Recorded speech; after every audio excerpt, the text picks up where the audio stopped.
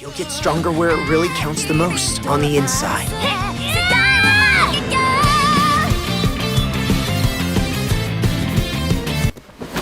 I didn't lose to this game or this world. Hey, what's going on out there, YouTube family? This is Samuel Leggett here representing TeamJVS. I am back here again for another movie review. Now, this movie is an animated feature that is connected to one of my favorite anime franchises in Sword Art Online. I'm talking about Sword Art Online Progressive Era of a Starless Night. Now, this is based on the Sword Art Online Progressive Light novels, and that it takes place from the Ironclad arc, technically, but it's from a different perspective. So the Ironclad arc, it was taken from Kirito's perspective, Kazuto, and this one is from Asuna's perspective, which makes it very fascinating because it's very vastly different, and it also adds different elements that we didn't perceive before. Because a lot of this, if you go back to the Ironclad, like, you look at Kirito like, man, he's a jerk, man, he's putting his people in danger and doing all these different kind of things. But in this one, it shines a different light onto characters. There's a movie I recently saw in The Last Duel, and it was 3 different perspectives, but there's only one finite one. And this one is kind of in lieu of that. It's coming from a different angle, and it's showing you the same exact story, but from a different angle. Now, I'm gonna just let you guys know before I even go into this, whether it was good or not, or what I liked about it, what I didn't like about it. I am a huge huge Sword Art Online fan, so I apologize if any of my perspective is biased or coming from a different place. Just to show you from context, the original the original limited edition set, right? Just all right. So this is the original whole the whole original first season, both arcs, right? Then you got, oh my gosh, hold on. Ugh. All the season 2. Right here, right? Then you got season 3. This is Alization. The Alization is actually really good. I need to get the second part of that. Money was a little tight. And then I got, of course, the Ordinal Scale movie, which the Ordinal Scale was amazing. If you hadn't seen it, definitely highly recommend it.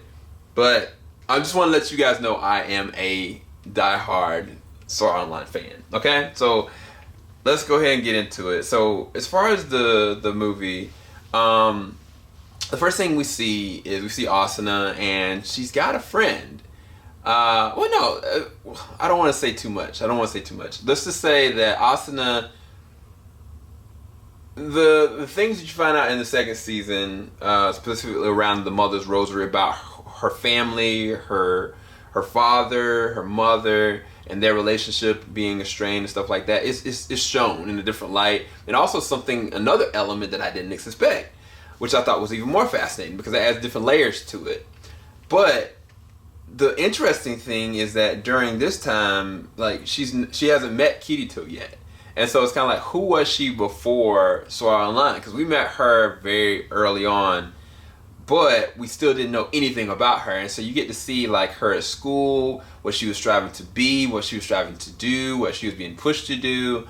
And you also get to see her have this relationship with somebody that it almost seems like it's in secret. And this new character in Mito. Mito, who's being voice acted by I'm sorry if I get the name wrong, I apologize. Anaris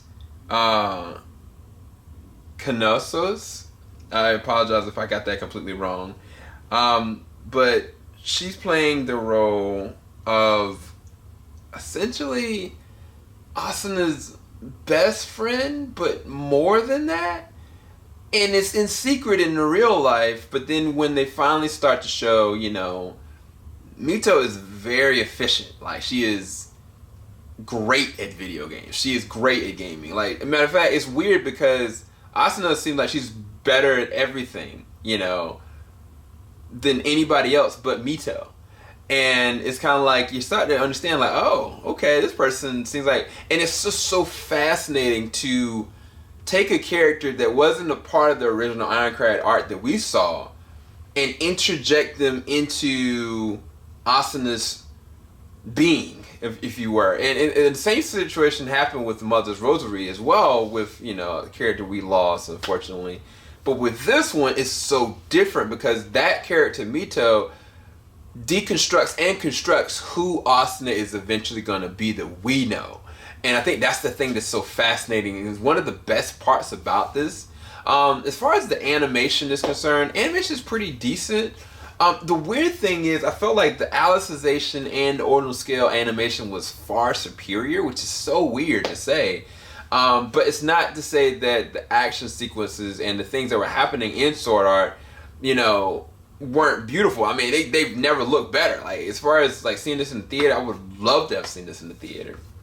And I think that it's definitely recommended you go and check it out. But it's kind of like if you've seen what the original was and you're like, oh, okay, it's definitely up to snuff. But then if you've been looking at Alicization, if you've been looking at Ordinal Scale, like, it's like, as far as even the action, as far as like the scope, as far as the things that are happening, it's far superior. You know, those things are far superior than what this film was trying to do. And I think that part of that is that this film is a part one of I don't know how many, because it kind of said that Sword Art Online progressive, but you find out very early on that there are more parts or part to this. I don't know where it's actually going. Now, Bryce and Shirumi are back as Kirito and Asuna. Shirumi in this one has so much more to do, and her vocal range in this one, and I think the thing about it is that this is the first time we're seeing Asuna truly vulnerable, because all the other characters, we got to see them at their most vulnerable state, and we saw Asuna for a little bit vulnerable, but she had skill, you know what I'm saying?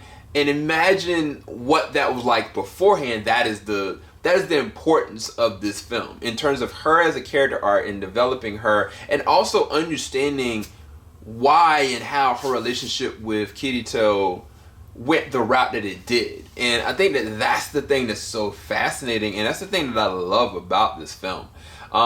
Bryce in this one plays a different kind of Kirito, even though it's the same exact story. It's the same exact way, but it's like I felt like Kirito was a very good supporting character in this. Like, he made up for a lot of the things that Asuna was needing. And even like the thing that I think that's so fascinating about this one is the relationship of Mito and Asuna. I really don't understand the levels and the depths of their relationship. I really don't. Like, I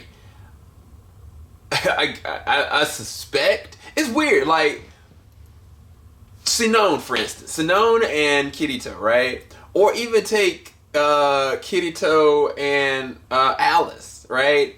There's levels to their relationship that far exceed, you know, just a normal conventional relationship. Like, the difference with them and this is that, like, Asuna knew this person before anybody, and it's kind of like, I don't know what the trajectory of this character is gonna go or how it's gonna go, but it's very intricate to how the development of Asuna is gonna become, because there are certain moments in this where Asuna is like plagued with guilt or plagued with like anxiety or trauma, and all of it is scoped around, connected to her love and devotion to this character Mito. And I think that those things definitely add value to the story as a whole. But the only thing that I'll say is that I don't know if this was merited as a film, or if this should have just been a series that they progressively allowed to go out. Because honestly, I remember when I ended Alicization, I was kind of like, okay, well, I can't wait to see what happens after Alicization, or War for the Underworld. But they were like, we're going back, and I was like, oh, okay, well, okay, I'm cool with a prequel series that's off the light novels, off of progressive. I've always wanted to see that, you know. But the thing about it is that it's not a series; it's a film. And so there's a lot to unpack in this, but it's only about an hour and 57 minutes, roughly. And maybe a little bit more than that. I apologize if I got the number and the ratio of time wrong. But with this one, it's just very different.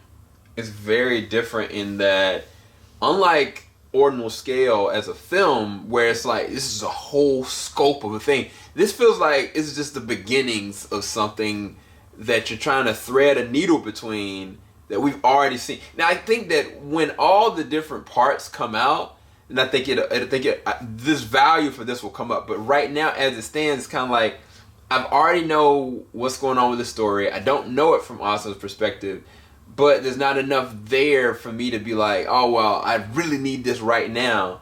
And I think that's the thing that I have issue with the film. It's not so much that I don't need it or I don't want it, but in critiquing it, if I was recommending it to somebody, it's almost like, should I recommend it, or should I say, well, wait until these come out and then get them and watch them in their whole, because then it's to add a whole different layer to it. I think that's the thing that's the issue with it, because the movie's not bad, but if you've already seen the show and Ironcrag, you're like, oh, I've already seen where this goes. And then if you've never seen it and you're kind of like, you want to see it, it's like, oh, well, maybe this should have been a little series and just allow it to be like one season, like maybe 6 episodes, and kind of just let the whole entire thing pan itself out, as opposed to being multiple different movies. But again, I think they know what they're doing. They've never really derailed. If anything, in the very early stages after Ironclad and going to the Fairytale arc, that was where it was like, oh, a lot of people were kind of like iffy about it. Then they went into, the second season and the Phantom Bullet, and that was like, wow, that's really awesome. And then they just continue to have stepped it up, and I don't want to see them fall back, and I don't think they will. I think that there's something there that they're trying to bring out of the character Asuna, a progression standpoint, and also in this character Mito and the reasoning. I don't think it's just a one and done thing. I think that there's more to it than this. And I think it'll also be very interesting to see, we know where Kirito's story goes, but what did Asuna see with that? Like, what does she see in him from where his trajectory went? I think that's going to be the thing that's going to be interesting. So I rest this at a 6.5, 7 out of 10. I could possibly give it maybe like a 7.5 because it was not bad. Like, it's not bad. Like, the story is great. And like the concept is great. If I had never seen any of this and I saw this, I would easily have given it a 7.5 because I already know, I have the source material, I know where it's going. Then it's kind of like, yeah, for me, that's where it's at. It's at a 7 out of 10. But let me know what you guys think. I want you guys to go and check it out. I want you guys to let me know in the comment section below, what is your favorite thing about Sword Online? Why do you continue to think people love it and adore it? Why am I such a fan of it? And why are you? I'll talk to you guys soon. Keep it locked. JVS. We ain't gonna stop. Peace, guys.